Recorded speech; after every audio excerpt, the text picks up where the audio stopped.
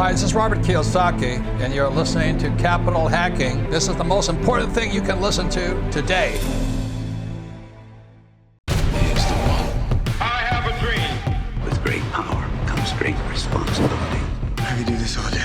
This is it. Don't get scared now. They may take our lives, but they'll never take our freedom. Cinderella's story out of nowhere. Did you know that the only thing we have to fear is fear itself?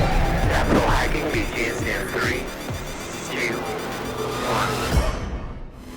1. Go back to the big show. Josh McCallan here. So I'm doing an intro for my buddy John Edwin, who did an incredible show with Pete Mielnik, who is going to teach us his incredible trajectory and journey in NVR homes and the dynamic nature of helping run one of the most profitable building companies in the world, to what he does now, which is he's a strategic coach, helps us change our trajectory, and is in the middle of an ultra marathon journey, the journey to an ultra marathon.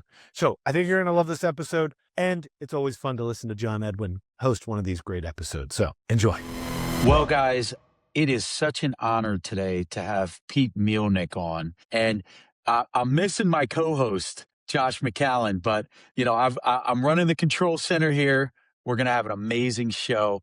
Pete, without further ado, can you give our listeners a little background on who you are? Sure. Yes. John, thanks for having me on. My backstory is I came from blue-collar parents and went to Penn State, was a Penn State wrestler. My parents dropped out of college. Whoa.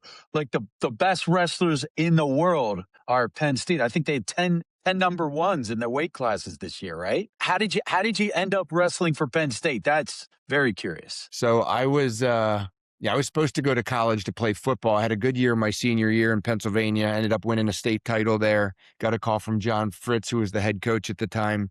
When it was a choice between Bloomsburg or Penn State, it was pretty easy. So in the fall, I found myself in Happy Valley. It was an incredible experience. We weren't quite as good back then as we are today, but it's not a bad alma mater to be a part of. Yeah. Incredible. Okay. Sorry for interrupting. No worries. So I was just going to say that my mom, they dropped out of college when my sister came to be, and I guess I followed suit. I like to say that my oldest son followed me to nationals my senior year. He was born 2 weeks after I graduated.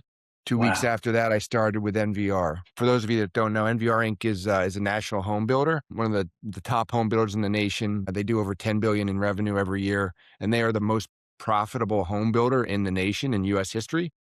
Wow. Worked for them for 24 years, ran profit centers for them, managed teams up to 80 people. I think as a profit center manager, I did over 800 million in revenue and just transformative growth with the company. But the only thing I ever knew, I joined GoBundance when I was with NVR and started to really kind of expand my mind and the potential of what I could do and what was out there. In 2017, I think, was when my net worth crossed $1 million. And in 2025, it pains me to say I paid $1 million in taxes. Wow. Fast forward. You made quite a bit in that short period of time, huh? I did. And I started to, I'm a big believer in vision and commitment. And I started to find that to live the life that I believed I was meant to live and the vision that I had created for myself, that I started to feel like I had my feet in two different canoes. So February of this year, I cut the cord and walked away from the only career I've known since college to go off and have a bigger impact in the world and kind of chase my vision. So that brings us to kind of where we are today. I've been unemployed since February. I'm a big believer in vision and break and reverse engineering it back to actions that you can take each year to move the needle. This year, the goal was to leave NVR, to earn enough race stones to qualify for a race called UTMB, which is a 100-mile ultramarathon in Switzerland, run around Mont Blanc, and then to start to build my brand in a coaching business, to continue to build on the impact that I started to have while I was at NVR. I'm going to touch on all of that. Something I do want to bring up is last year you supported an amazing charity. I think it was an endurance race. I don't remember how long. I'm going to let you kind of talk about that. And we had you up on a couple of the main stages raising money for the Open Way Foundation, which, for me, in my opinion, living a life of impact and helping others. I often say, and it's not my quote, it's a quote that I've heard years ago that always sticks with me is, it's never a perfect day until you do something for someone who can never repay you. So with that, can you please just talk a little bit about that Open Way Foundation? What the training was you had to go through, and what you raised, and how long that race was. Hey everybody, it's Robert Helms, host of the Real Estate Guys radio program. And when you're not listening to our show, make sure you're tuned to Capital Hacking. You're going to dig it. Yeah, sure. So I agree with you, and I love that saying. I started to really find that impact through others is really what fills my cup. And I started to move in a direction of wanting to live a life where every day I felt fulfilled because I'm moving towards what I want and seeing impact through others. I like to say sending ripples through the universe. So last year, 3 years ago, I wondered if I'd ever be able to run a marathon. Part of my vision has been this fitness and endurance journey. Last year, I decided that I was going to try to run a 100-mile ultramarathon. And we did that in Montana, in Butte. And as I was working towards it, I'm a big fan of audiobooks, and I listen to mass consume them. And it started to occur to me that there's a lot of people out there that are able to kind of tie things like that to have a bigger impact. I have a personal mission statement, and a piece of it is helping less fortunate children. So when I was connected with Ancient Secrets and then the Open Way Foundation, it just felt right. And I started to wonder, could we create a connection? And what it is it's we support 18 plus youths in orphanages in Nepal transition out of the homes that they're living in to the real world. Because at 18 is where orphans are kind of left to fend for themselves. And as we all know who have teenage children, at 18, a lot of cases, our kids are not ready to go off and live on their own. So this cause came together, started to wonder, could we engage these young people in Nepal to get them to join in, to be a part of this thing? And it ended up just being an epic success. The goal was originally my goal was to raise $50,000, but the race to 100 sounded better. So we went for 100 miles and $100,000 and ended up raising $77,000 in 3 months. Wow, that is so awesome. I mean, $77,000 for charity in 12 weeks is significant, man. That is quite a feat. And what did the race look like? Did you race with other people? Did you do this by yourself? Yeah, so it was called the Copper Kings 100. So I've become, I guess, an ultra marathoner. So it was 100 miles. It was around Butte, Montana. So 3 years ago, you dreamed of doing a marathon, and 36 John, I was months a college later, heavyweight. I remember you were heavy when I first met you. Yeah, heavyweights don't run in 3 a lot. years, you ran 100 miles. Yeah. Amazing. Okay, and it's funny because I think when the story, or when I write the book about my life, or when the book is written about my life, it's gonna be something along the lines of running, and how books changed my life. Because I started running, realized how much I could gain from audiobooks, which caused me to run more, so I had more time to listen. So I think that the two kind of went hand in hand. But yeah, so it was 100-mile ultra. I had planned on doing it. I did a half Ironman the fall before in December, and I knew that the goal for 2020, 24 was going to be to try to do this. 25 was going to be to try to do this 100-mile race. Found one, the elevation, the temperatures, like everything seemed to fit. And then along the way, my son, who's also a college wrestler, said, "You know what, Dad, if you're going to do it, I'll do it with you." And my sister. So the three of us ran our first 100-mile race together. Kind of. Well, we were all running at the same time, but a day and a half later, it was done. Wow, and congratulations to have your son and your sister doing this. What a great bonding experience your training must have been, and the time that you guys spent together. That is so. Give us a couple of the highlights. Did you run with your son a lot? So the highlights, yeah. So he started out in the back. He wanted to take his time, so I didn't run with him early on. He was behind me, and then somewhere around mile 25, he came by. And I kept up with him for a little while. He started to get worn down a little bit in the 30s into the 40s, was looking pretty rough around mile 46. I ran with my sister for a while, which was cool. And the thing that happens in these races is you bond with these people that are out there where you're really testing like your ability to problem solve and to overcome adversity. just to keep moving in those things is just incredibly difficult. So you really generate these connections, and the people that are around you, you pass them, they pass you, you go back and forth over this day and a half or whatever that you're out there. The most memorable experience was the night section. The metaphor, it's darkest before the dawn, is 100% proven out in ultra running because you go into the night and it gets really hard. We started at 4 a.m. So at that point we had been going for 20 hours, and you really start to suffer. The last 2 hours is just absolutely brutal. You're a zombie. It's hard to explain the level of suffering, but when the minute the sun hits you and you start to get that vitamin D, you just come back to life. It's incredible. But I will tell you that if somebody made a movie for what happens in an ultra marathon from the time it gets dark to the daylight, it would be wildly successful, because the way that I can explain it, because again, you're exhausted, you've been going for 24 hours, is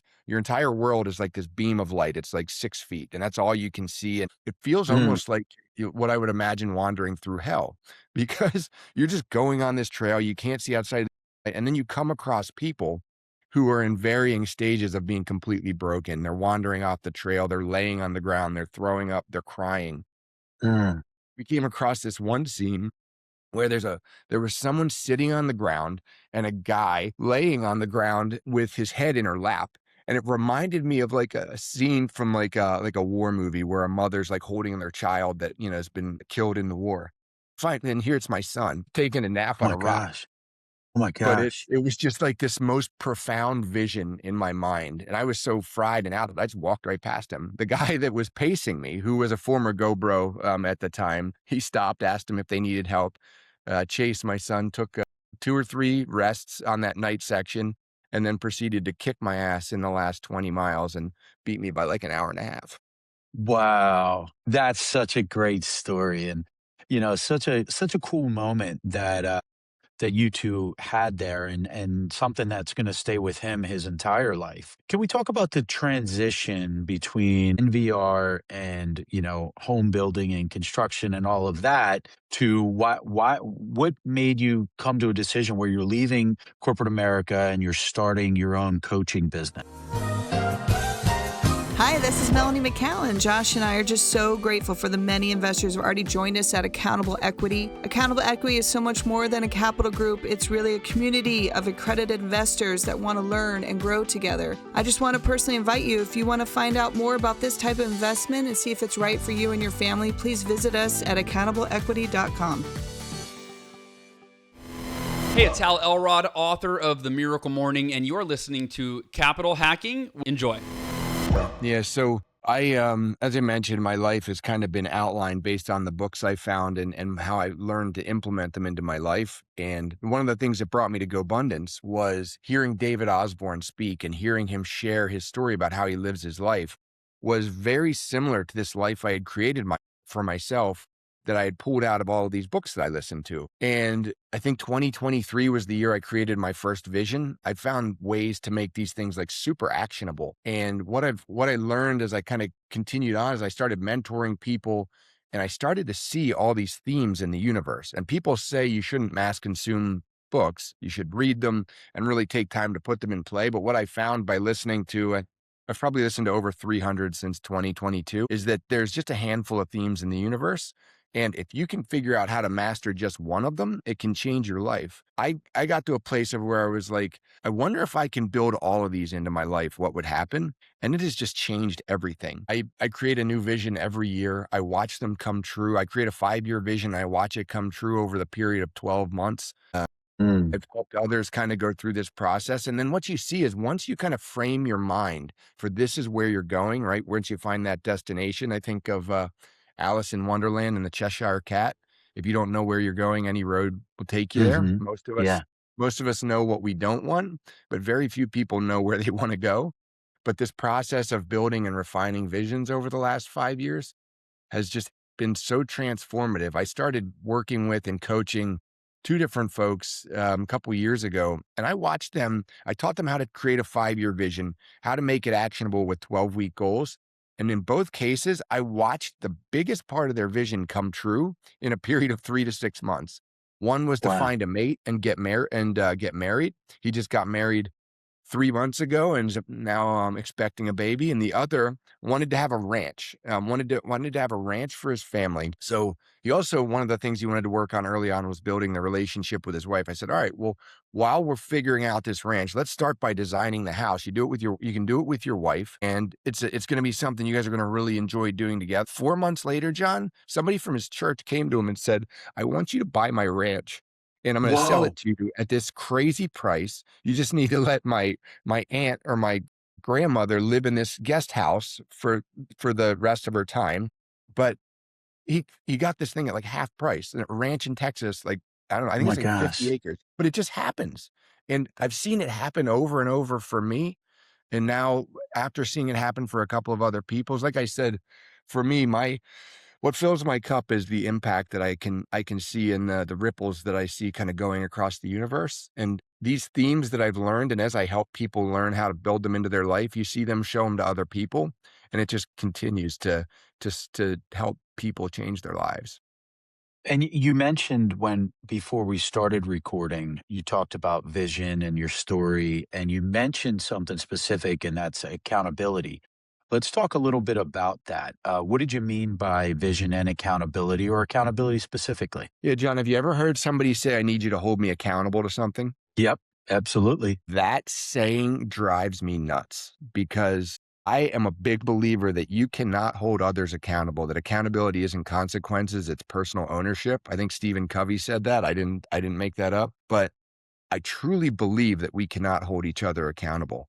Accountability is a system of intentionality around doing what you say you're going to do and figuring out how to slow down, commit to the things that make sense to move you towards what you want to do, and creating a system of reflection where you can learn how to do what you say you're going to do and not judge yourself when you mess it up, but learn from it, make tiny little micro adjustments in your life and start living a life where that becomes your mantra. Because when you do that, everything changes. And so, what is some suggestion for a listener that they can take right now to be able to hold themselves to a higher level of accountability? So that's a loaded question, but I would say that the number one tool that I have in my toolbox is my journal. And it's funny, when I started doing this, I think I started journaling in 2022. My kids made fun of me. Oh, look at dad with his diary. My wife made fun of me. And it took me 6 months to figure out what to even put in it.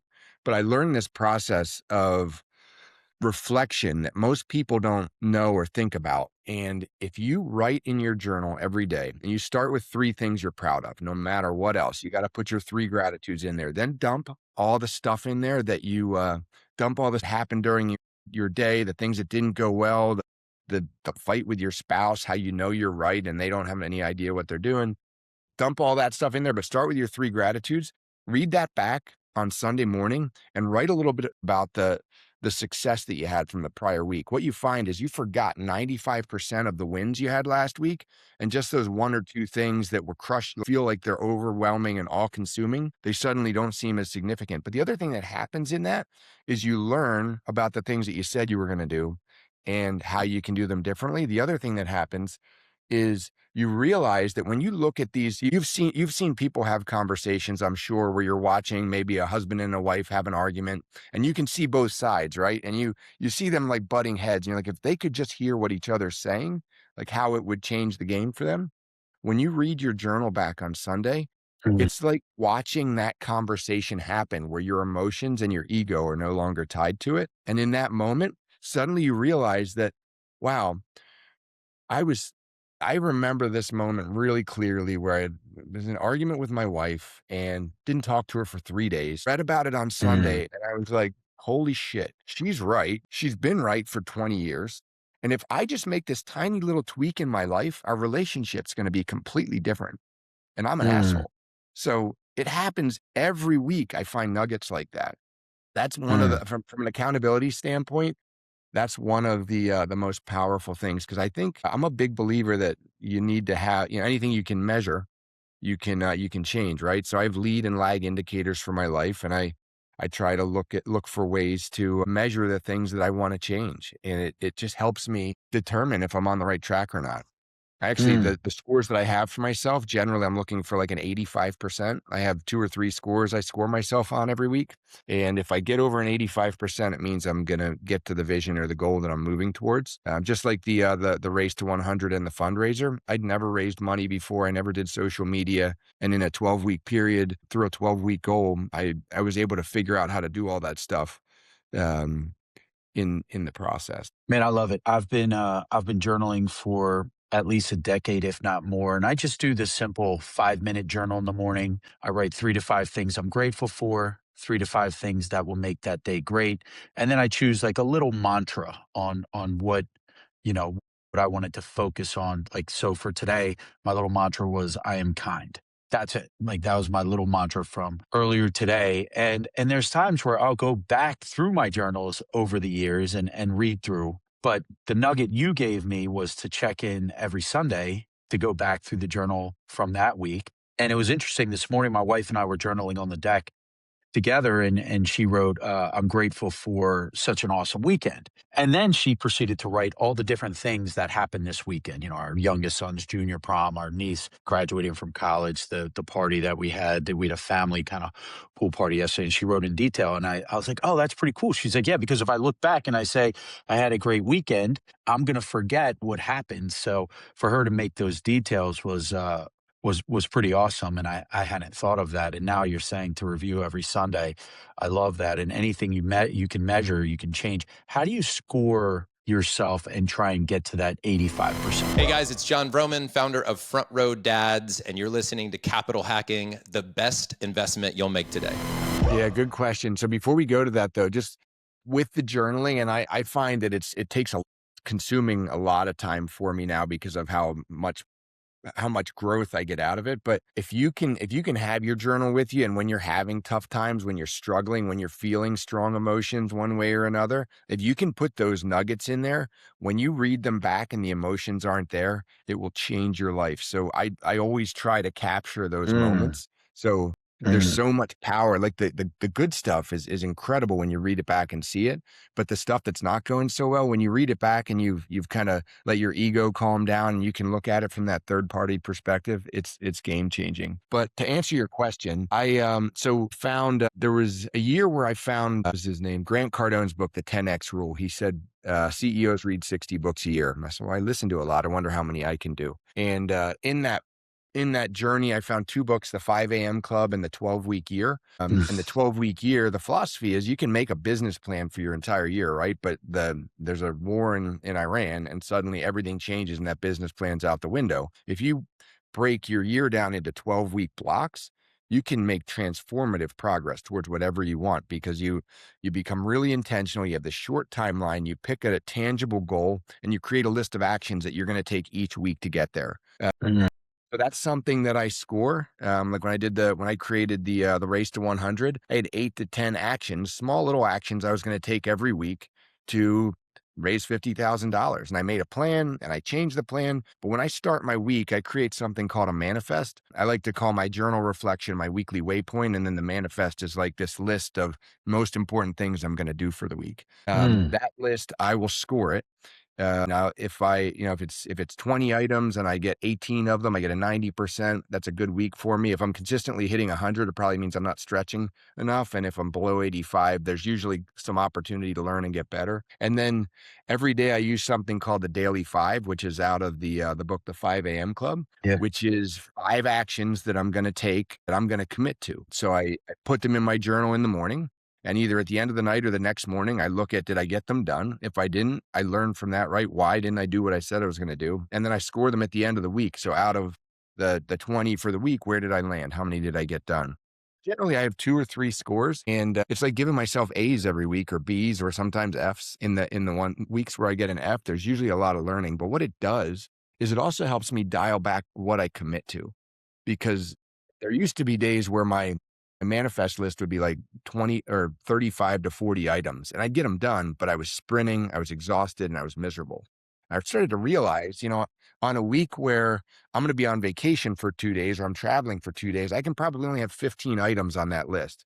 And this list isn't my to-do list. It's the list of the most important things in my life that make me feel fulfilled. Like items like call my mom and dad, give my wife a foot rub. I add in the things from the 12-week goal, listen to a podcast. Things that I've found from these 12-week goals, weekly actions that move the needle and fill my cup. That's awesome. It's interesting. You mentioned the 5 items each day. I actually started doing that about a month and a half ago. My buddy Rain Strader, who's a champion member in GoBundance, we're in a pod together. And he added me to, you could go back and listen to his podcast with Capital Hacking. It's really good. But I didn't ask. One morning I woke up to this Power 5 text thread. There's probably 15 of us in there. And so every morning we have to put in a check mark when we know what our Power 5 is. And then every night you either put a W or an L in there. And if you get 3 L's in a row, you're out of the group. So it's a high level accountability group talking about the Power 5. So that's actually been really great for me. I didn't ask for it, but again, he put me in and I'm grateful for that. As we close out, Pete, how can our listeners connect with you? Yeah, so for me, if they're interested in following the ultra running journey, I'm trying to get to Mont Blanc. The Instagram is where we post the social media videos around the runs. I've done 2 ultras so far this year. I did 100K in Portugal 2 weeks ago and a 50K in Mexico a month ago. I have 2 more coming up. The coaching business is 100% committed. It simply is you commit 100% to the things you want in life and you cut everything else to 0. And if they want to get in touch with me through that, it's Coach Pete at 100. Coach Pete at 100-committed.com. I love that. That's a great name. Pete, thank you so much for your time today and thank you for all the wisdom that you dropped. Yeah, man. Thanks for having me on. This was awesome. Cheers.